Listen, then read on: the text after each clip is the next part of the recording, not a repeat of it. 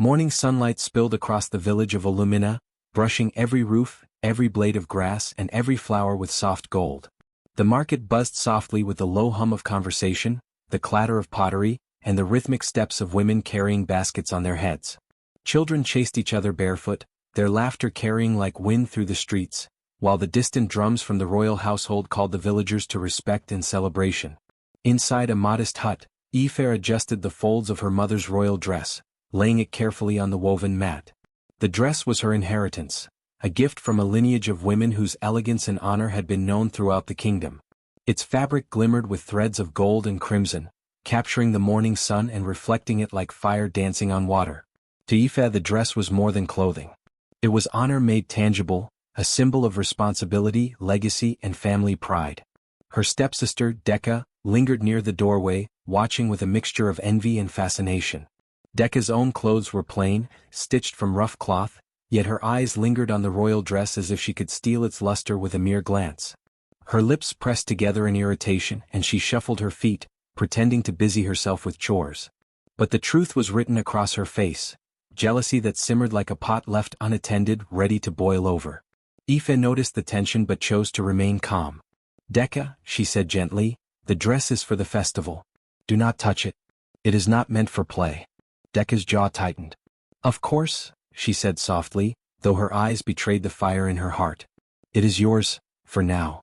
Their mother, Mama Adana, stepped in, her voice carrying the warmth of a wise son.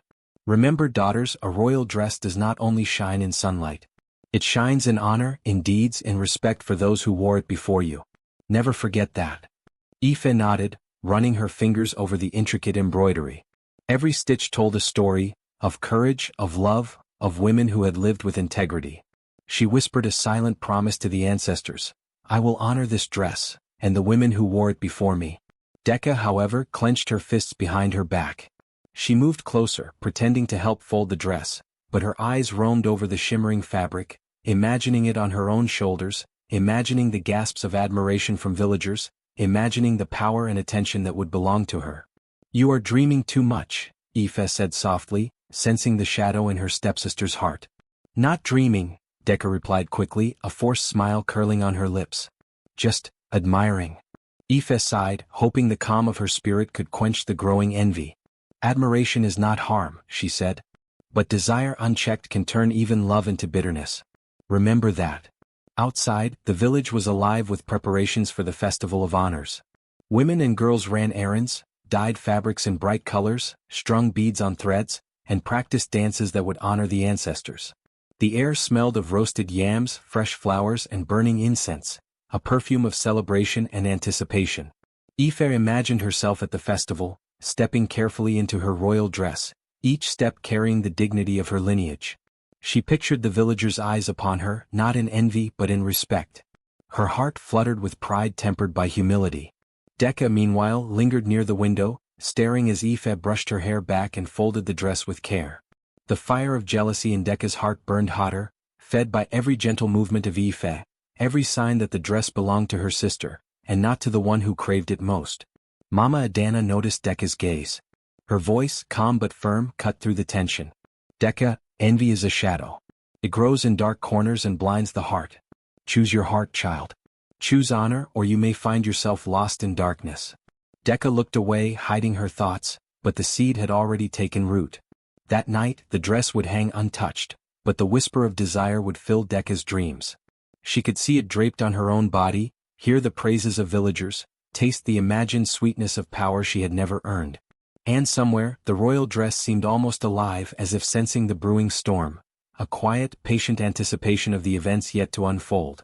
Aoife placed her hand on the fabric one last time before closing her eyes, praying that her stepsister's heart might follow the path of honor instead of envy. Little did she know, the dress would soon be at the center of a test, one that would challenge loyalty, expose greed, and reveal that true honor is not given but earned. The morning passed. Birds called from the trees, drums echoed from the royal palace, and the village of Volumina stirred with the promise of a festival unlike any it had seen before. And in a quiet corner, Decca's mind schemed. The story of envy and honor had begun, and the royal dress would soon decide whose heart was truly worthy. The morning after, the village was alive with chatter. Women carried baskets of fruit and cloth, children darted between their legs, and men returned from the fields, their laughter mingling with the rhythm of hammering and woodwork. But amid this cheerful symphony, a darker note lingered in the air, a whisper that seemed to follow Aoife wherever she went. Decca moved through the courtyard with the practiced ease of someone hiding a secret. Her eyes kept darting toward the royal dress, now carefully hung on a carved wooden stand in Aoife's room. Each glimpse made her chest tighten and her fingers itch. It should be mine, she thought. Why does honor favor her and not me? She sidled past the women pounding yam, smiling too brightly, laughing too loudly, all the while planting seeds of doubt. "Did you hear?" she whispered to one of the older girls. "Aoife's royal dress, it's said to shine for the pure of heart, but what if it notices who is truly deserving?" The girl blinked. I thought it only shone for her family." Decca leaned closer, lowering her voice to a conspiratorial hush. "Family? Who cares about family when honor and attention are at stake? Imagine what it would be like if someone truly clever wore it." Her words, seemingly casual, planted a flicker of curiosity in the listener's mind. Soon, a few others repeated them quietly, the rumor spreading like fire in dry grass. Meanwhile, Aoife went about her day as usual, unaware of the whispers. She practiced folding the royal dress, brushed her hair until it shone like sunlight on water, and helped her mother prepare offerings for the Festival of Honors. Her heart was light, filled with hope and humility. Decca, however, plodded in the shadows. At night, she slipped out of her room to the quiet courtyard where the royal dress hung, bathed in moonlight. The golden threads glimmered softly as if alive, whispering of lineage and loyalty. Decca's eyes widened. She stepped closer. "Just once," she murmured. "Just once, and the world will see me instead of her." Her fingers hovered over the delicate fabric. Every instinct screamed caution, but envy drowned all reason. The next day she found her moment. Aoife had gone to the well to fetch water, humming softly. Decca entered the room, heart hammering, and carefully lifted the royal dress. It felt cool against her skin, but heavier than she expected, as if it were aware of her intent. Decca paused. Something in the air shifted, a subtle tension like the world itself holding its breath. She shook it off and smiled, imagining the glory she would bask in during the festival. The villagers would admire her. The elders would nod. Even Aoife would have to acknowledge her cleverness. Back at the well, Aoife returned and noticed the absence of her prized dress. Panic flickered across her face, but she quickly steadied herself. "Perhaps I misplaced it," she thought. Yet a small chill ran down her spine. She had learned in her heart that envy often strikes quietly, and that those closest to you sometimes harbor the darkest intentions. That evening, Decca showed the stolen dress to a few of her friends, whispering about the festival, about the admiration she would receive, about the power that would now be within her reach. They gasped, impressed by her audacity, and promised to help her maintain the illusion. But the royal dress did not obey. In Decca's hands, it felt stubborn, heavy, almost alive, resisting her movements, the folds refusing to fall elegantly.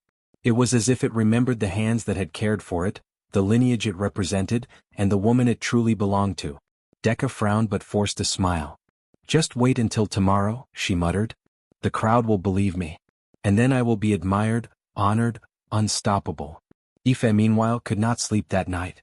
Her dreams were filled with shadows, her royal dress slipping away, and a vague feeling that the festival would bring more than celebration, it would bring a test. She awoke before dawn, her heart heavy but resolved. She could not control the stepsister's actions, but she could remain steadfast in her honor, patient and true. Outside, the village was stirring. Birds called, lamps flickered, and the first preparations for the Festival of Honors began.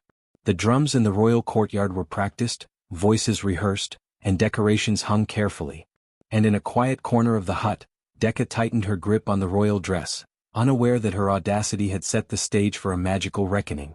The whispers of envy had awakened a power within the dress, a loyalty that could not be faked, a judgment that would reveal the truth to all. Tomorrow the festival would begin, and nothing would ever be the same. The night fell over Olumina like a dark velvet cloak, stars scattered across the sky like tiny sparks of hope.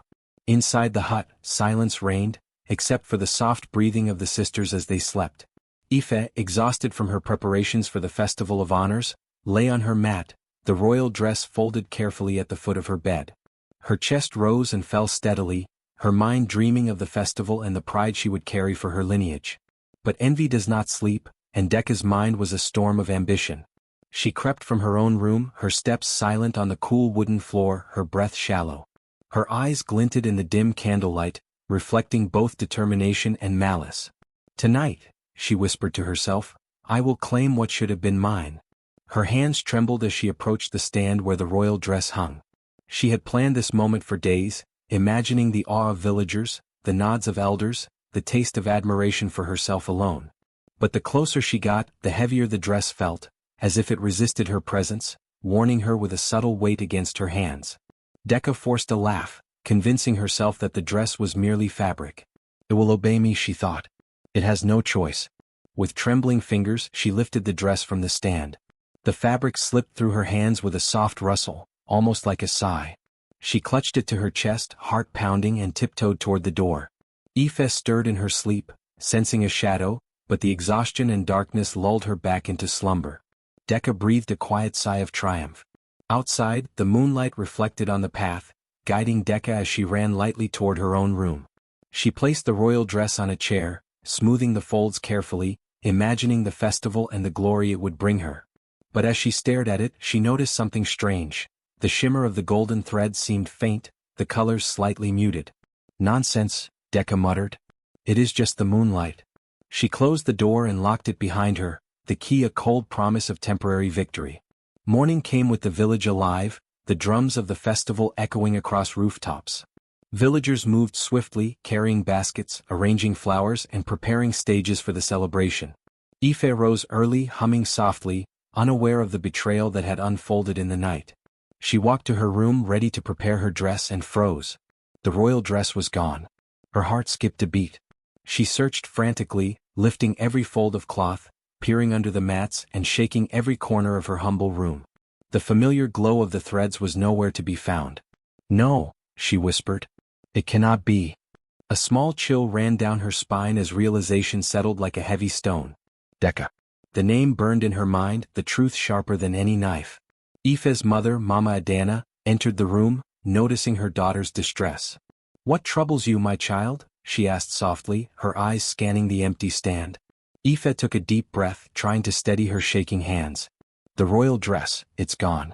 "Decca," Mama Adana placed a calming hand on her shoulder. "I see," she said quietly, though her eyes hardened. "Envy has reached a hand where it does not belong." Outside, Decca walked proudly toward the festival grounds, the royal dress draped over her shoulders. She imagined the admiration that awaited her, the praise that would finally recognize her cleverness and audacity.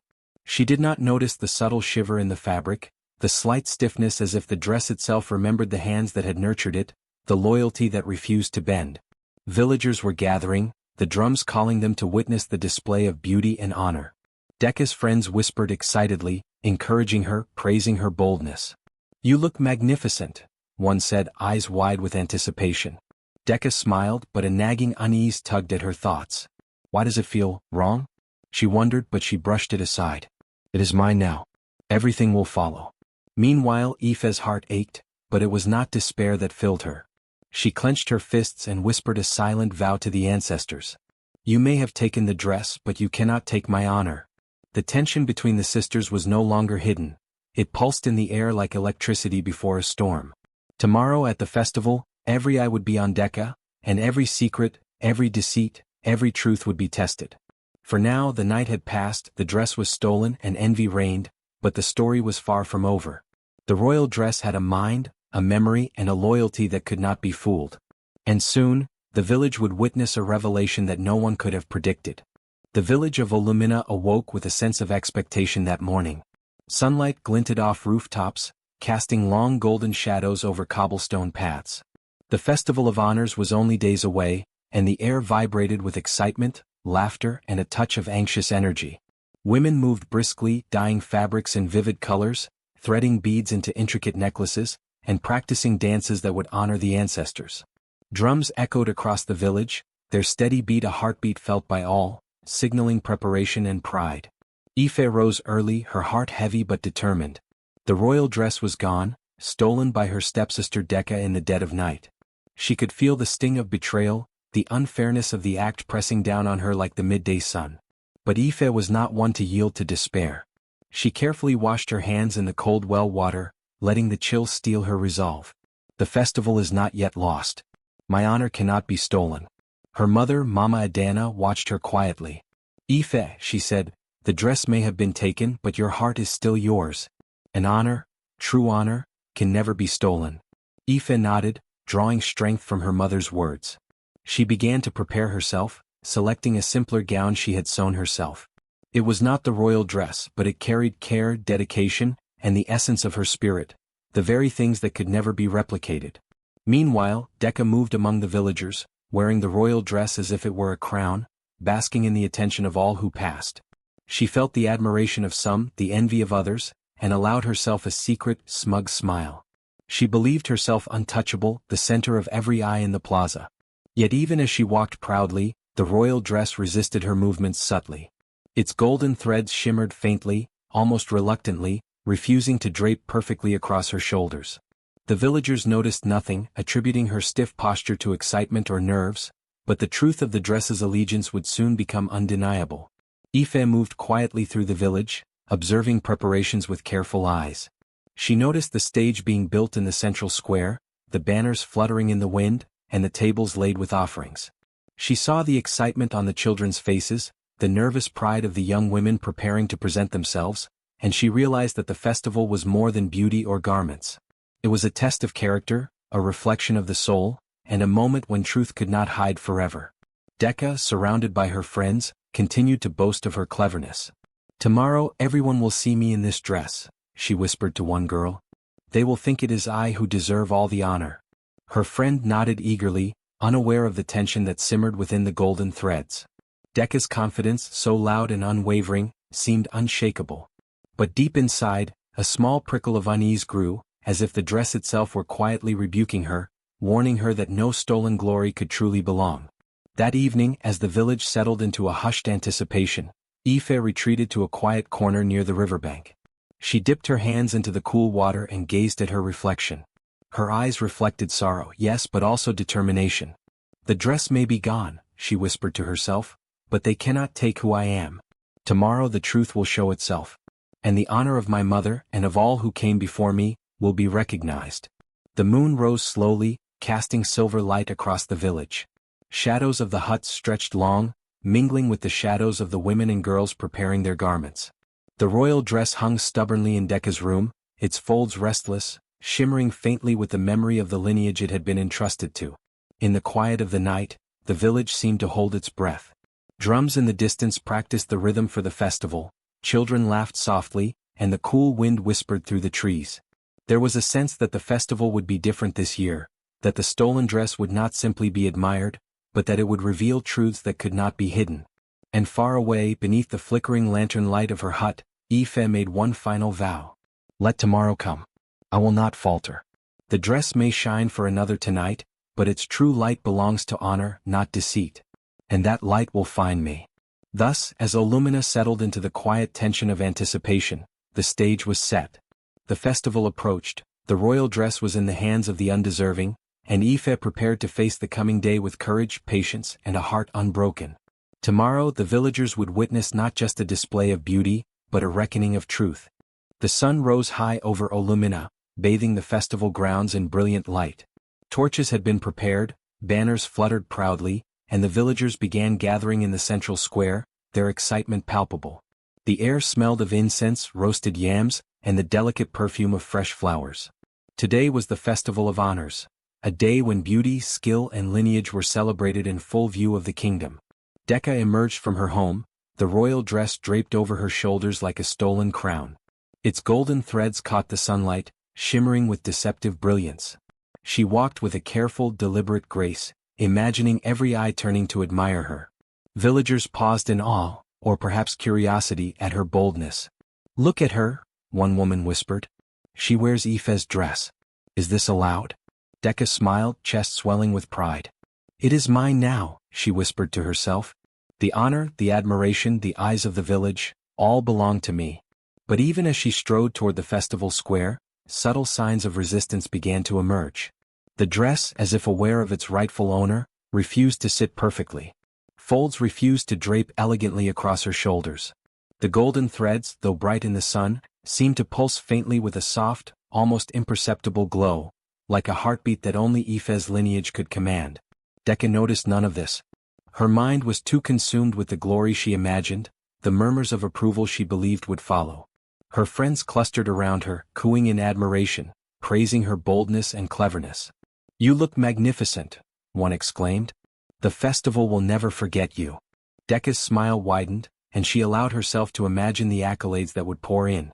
She pictured the elders nodding in respect, the other young women bowing subtly, and the whispers of envy that would trail her long after the festival ended. In her mind, the victory was complete. Yet the royal dress had a memory, a quiet power, and a loyalty that could not be faked. As Decca moved among the villagers, the fabric shimmered oddly. Folds twisted unexpectedly, catching light in ways that seemed to accentuate awkward angles instead of elegance. The golden threads glimmered faintly, not in approval but in a subtle protest, almost as if the dress itself were whispering a warning to those who could see it. The villagers noticed something too. Murmurs passed among them, confusion mingling with curiosity. "Why does the dress seem strange?" someone whispered. "It should shine perfectly." "Isn't it magical?" another replied.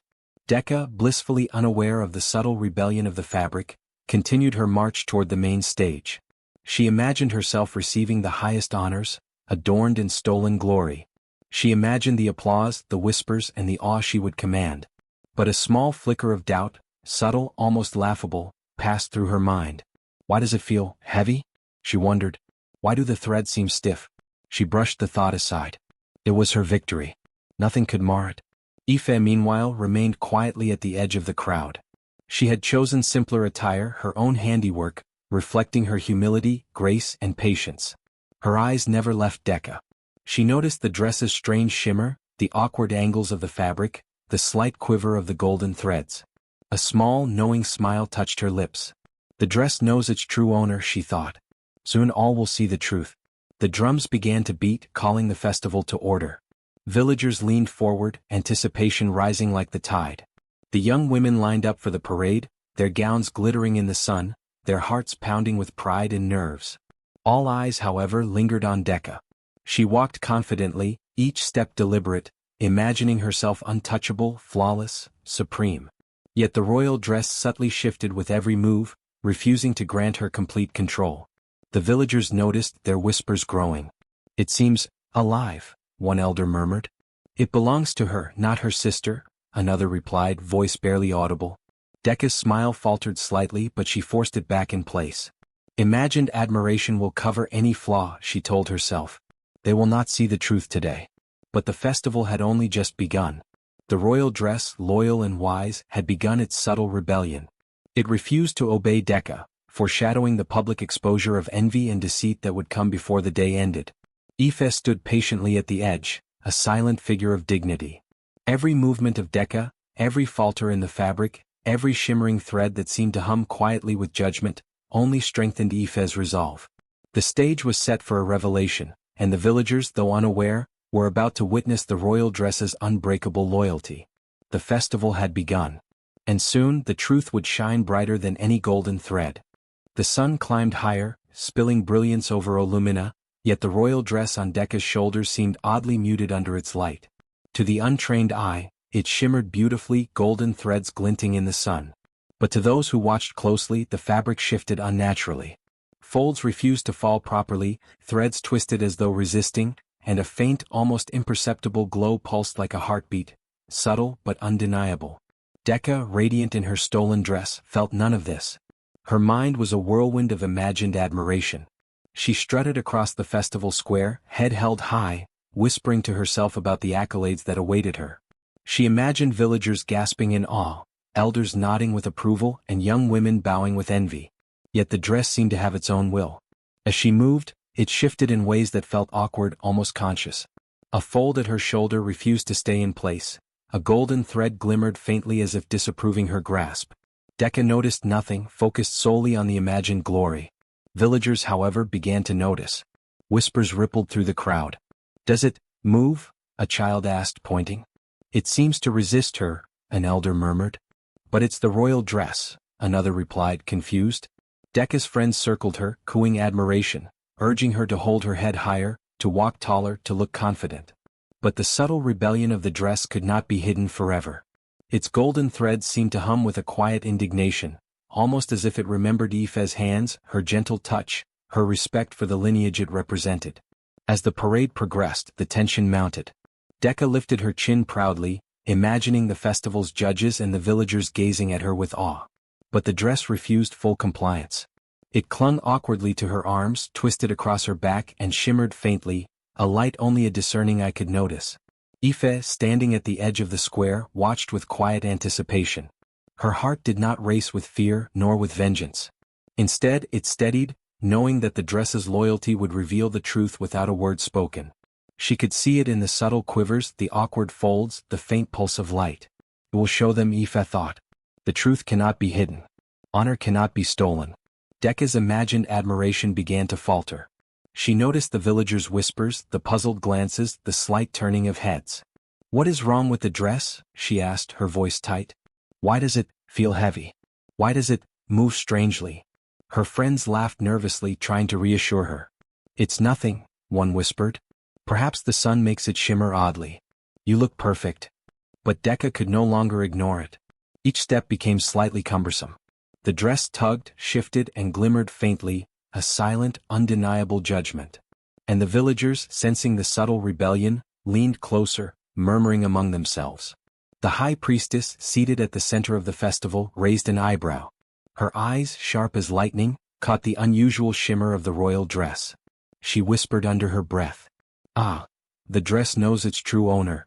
A chill ran down Decca's spine, but she forced her confident smile. "They will see only what I want them to see," she thought. "The glory is mine." The drums beat steadily, announcing the parade's progress. Young women moved gracefully, showing their own handiwork and pride. But the royal dress refused to cooperate fully, and subtle shifts in its golden threads caused whispers to ripple through the crowd. Aoife remained poised, her simple gown unremarkable, her hands folded in calm composure. But every subtle movement of Decca, every shimmering pulse of the royal dress, strengthened Aoife's inner certainty. The truth would not be delayed. The villagers, though unaware of the full story, began to notice. "Look at the dress," one whispered. "It seems alive." "It's as if it doesn't belong to her," another said softly. Decca's smile tightened, though she struggled to maintain her poise. The royal dress, faithful to its lineage, began its quiet rebellion in earnest. It shimmered and twisted, subtly but unmistakably, signaling to all who could see that admiration, honor and loyalty cannot be claimed by deceit. The festival had begun, but the day was far from over. Soon, the villagers would witness the undeniable proof that true honor cannot be stolen and that envy, no matter how boldly flaunted, will always falter in the face of truth. The festival square was alive with color and sound. Drums pounded steadily, their rhythm echoing through every corner of Volumina. Women danced with flowing fabrics, children clapped, and villagers gathered closely to watch the procession of young women. And at the center of attention was Decca, radiant in the royal dress she had stolen, walking with forced confidence that seemed to shout, "Look at me! Admire me!" Yet the royal dress, loyal to its true owner, began to show its subtle rebellion to all who watched. As Decca moved, the golden threads shimmered unevenly, almost trembling in protest. The folds of the fabric twisted unnaturally around her shoulders and arms, refusing to drape elegantly. The sun glinted off the dress, but its glow was faint, almost muted, as if warning the villagers that something was amiss. The crowd began to murmur. "Does the dress seem odd to you?" a villager whispered to his neighbor. "It's as if it refuses her," another replied, eyes narrowing in curiosity. Decca's friends tried to maintain her image, smiling nervously and nudging her to straighten, but the fabric would not comply. Every step she took seemed slightly off, every turn caused the golden threads to shift awkwardly. The villagers noticed the subtle signs, their confusion growing with each moment. Aoife, standing quietly at the edge of the crowd, felt a quiet satisfaction. She remained poised, her simple gown flowing naturally as she watched the dress reveal the truth without a word spoken. Her heart did not seek revenge, only justice. The royal dress would speak for her. The high priestess, seated on an elevated platform, leaned forward. Her eyes, sharp and discerning, caught the shimmer in the dress. She whispered under her breath, "It knows its true owner. The fabric does not lie." Decca's confidence began to falter. She noticed the whispers, the sidelong glances, and the growing murmurs in the crowd. "What is happening?" she muttered, voice tight, trying to maintain a smile. "It is supposed to shine." But the dress would not obey her. It seemed to respond to some unseen power, twisting, pulling, and glowing faintly in the sunlight. The villagers' whispers grew louder, their gazes shifting from admiration to suspicion. "It does not belong to her," an elder said quietly. "See how it moves? See how it resists?" "It is the royal dress," another replied. "Surely it is enchanted, loyal to the rightful owner." Decca's steps became hesitant, her pride cracking under the scrutiny of the village. She tried to straighten the folds, adjust the golden threads, but the dress would not comply. Every movement highlighted her unworthiness, every shimmer revealed the truth. Aoife stepped forward quietly, drawing the eyes of the crowd. Calm, dignified, and poised, she approached Decca, her hands folded gently before her. The villagers turned their attention to her, sensing a shift in the atmosphere. "Decca," Aoife said softly, voice carrying across the plaza, "that dress was never yours to wear. It honors lineage, respect, and deeds, not theft or envy." The golden threads pulsed brighter as she spoke, reacting to Aoife's presence. The dress shimmered, flowing naturally as if drawn to her hands.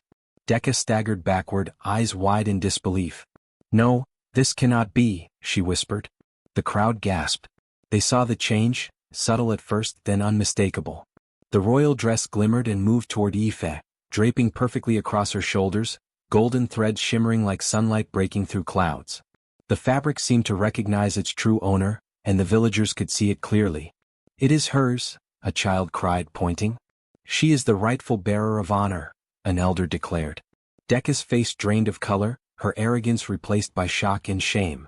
The villagers' admiration turned away from her, eyes now filled with recognition of Aoife's dignity and the stepsister's deceit. Friends who had cheered her on now avoided her gaze, unsure how to respond to the unfolding revelation. Aoife stood tall, calm, and radiant. Her simple gown paled in comparison to the golden glow of the royal dress that now rested on her shoulders. The crowd erupted in whispers of awe, some even kneeling to honor her courage and integrity. Decca could only watch, powerless, as the very fabric she had coveted betrayed her unworthiness. Every shimmer, every fold, every glimmer of gold testified to her envy and deceit. The villagers' murmurs became a roar of approval for Aoife, the true bearer of honor. In that moment the festival transformed.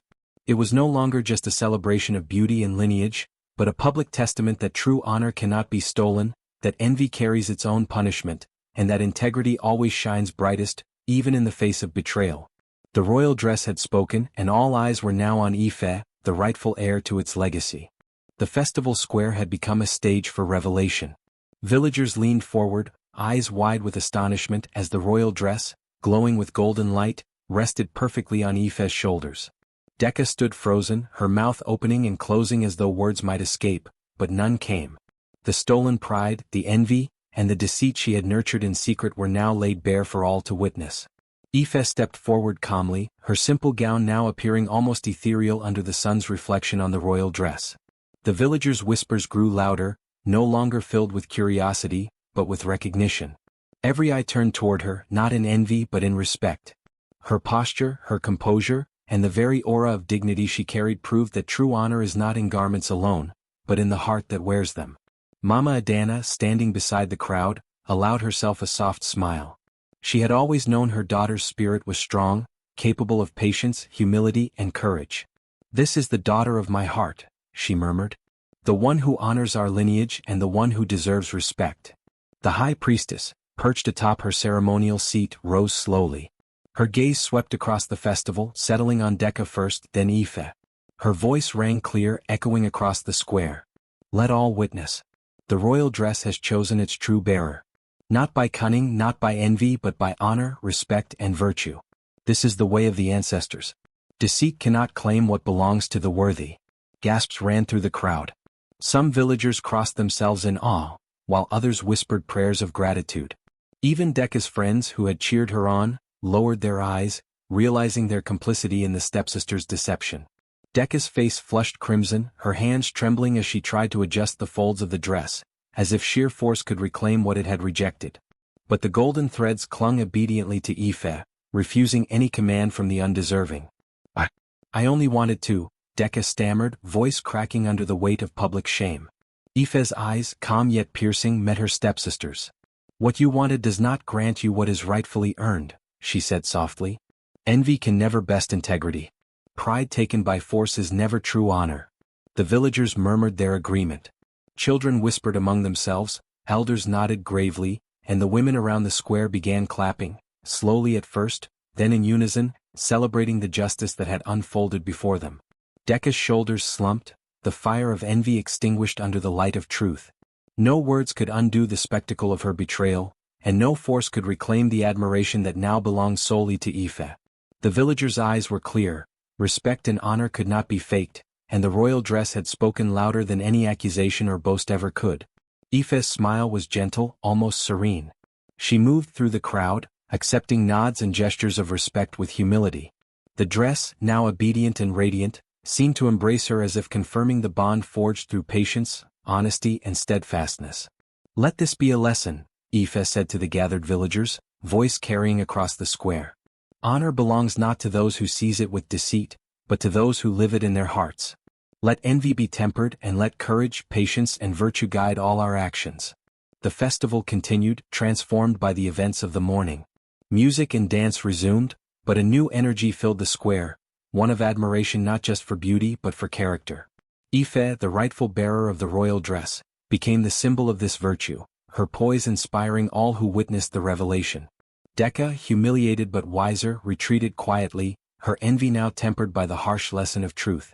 She would carry this memory for life, a reminder that no stolen glory could withstand the loyalty of honor and integrity.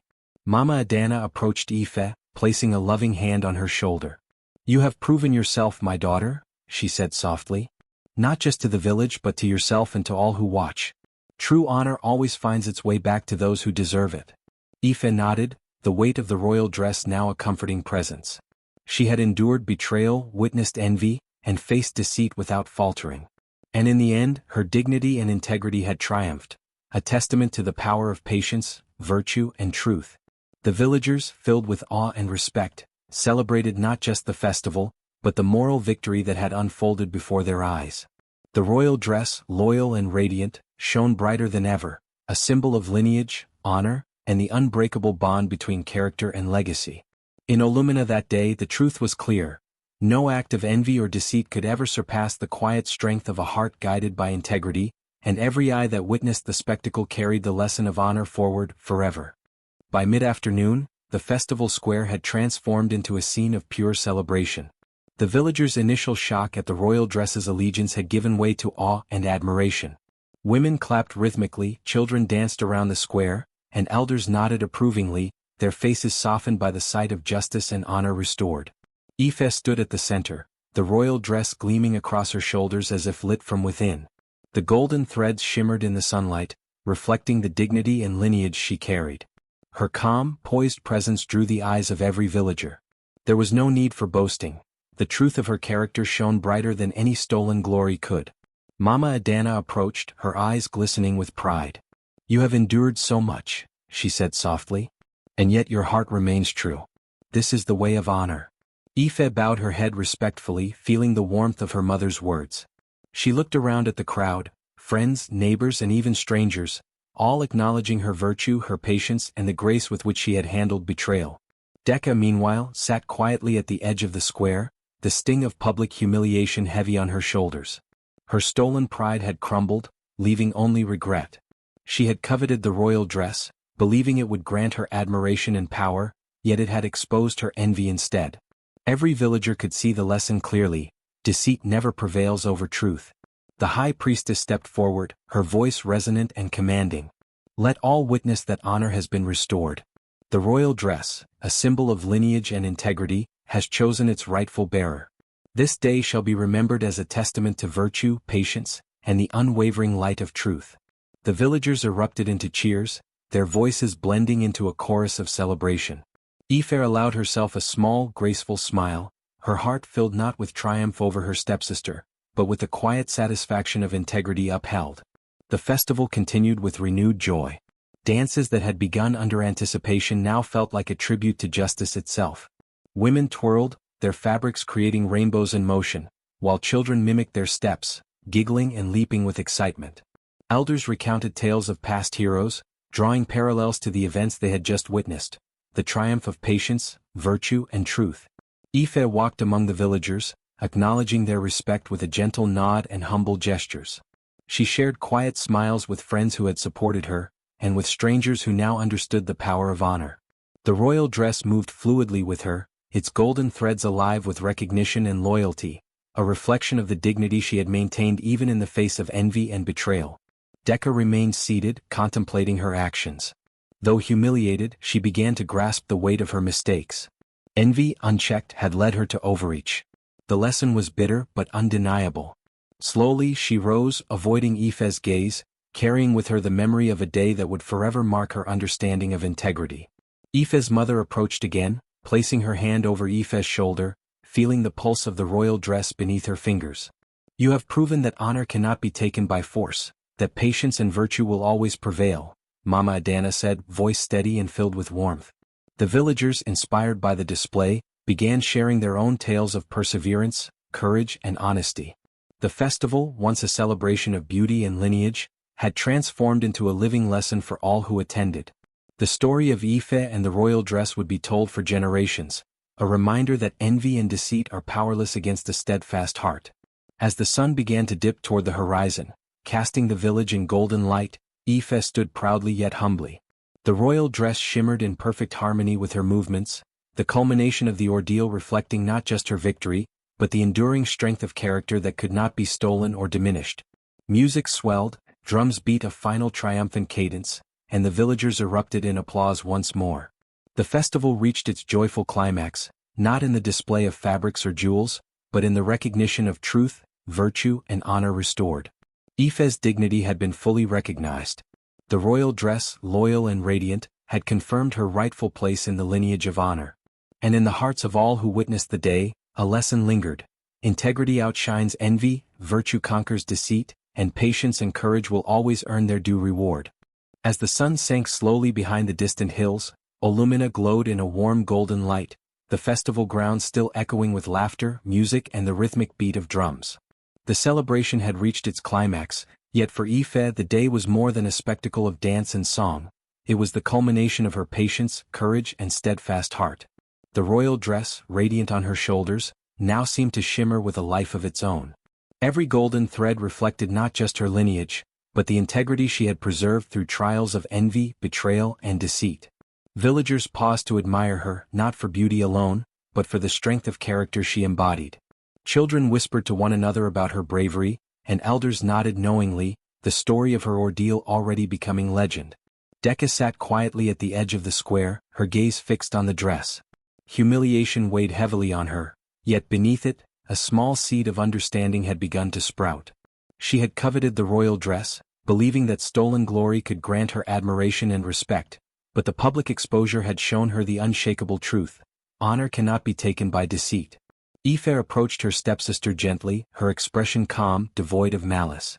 "Decca," she said softly, "you sought glory through envy, but it is never too late to learn that true respect is earned, not stolen. The lessons of today may guide your heart in the days to come." Decca lowered her eyes, a mixture of shame and reflection on her face. I understand," she whispered, voice barely audible. "I have been blind, but I see now." The villagers watched quietly, sensing the reconciliation. Though the stepsister's envy had caused strife, the acknowledgement of truth and the possibility of learning from it softened the air. It was a testament to the power of honor, that even those who falter may find the wisdom to change. Ife returned to the center of the square, the royal dress flowing gracefully as she moved. Mothers lifted children to catch a better view, while the elders shared stories of courage and virtue. The festival, which had begun with anticipation, had transformed into a celebration of integrity, a living lesson that would be remembered for generations. Mama Adana stepped forward, placing her hands over Ife's shoulders. "You have shown us the strength of a true heart," she said, her voice trembling with pride. "Not just in enduring betrayal but in maintaining grace, patience, and wisdom. Today the village honors you, and the lessons you have taught us all." Ife bowed her head humbly, letting the applause and admiration wash over her. She knew that her journey was not just about reclaiming a dress or public recognition. It was about the values she embodied, the respect she earned, and the legacy she would leave behind. As the evening deepened, the villagers danced beneath the lanterns, music and laughter filling every corner of Olumina. Children mimicked the parade steps, weaving and turning as Ife had, while young women shared tips on sewing, etiquette, and patience. The festival became more than a celebration of the past. It became a promise of the future, a living embodiment of honor and virtue. Decca lingered nearby, quiet and reflective. Though her pride had been shattered, a new understanding had begun to grow within her. She realized that admiration gained through deceit is hollow, but redemption, when pursued with humility, holds the power to restore both self-respect and trust. As night fell, Aoife stood once more beneath the largest lantern in the village square. The royal dress shimmered softly, golden threads catching the light like stars, reflecting her journey, from betrayal to patience, from envy to justice, and from struggle to enduring honor. The villagers gathered around, their faces lit by lanterns and admiration.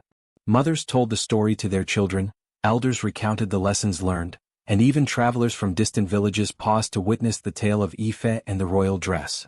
It was more than a story of a single festival. It was a legend of virtue triumphing over envy, courage prevailing over deceit, and honor finding its rightful place. Aoife's gaze swept across the crowd, lingering for a moment on Decca, then resting on the children who would carry this lesson forward. She smiled softly, a quiet glow in her eyes. "Let this day be remembered," she said, "not for the dresses we wear but for the hearts we hold.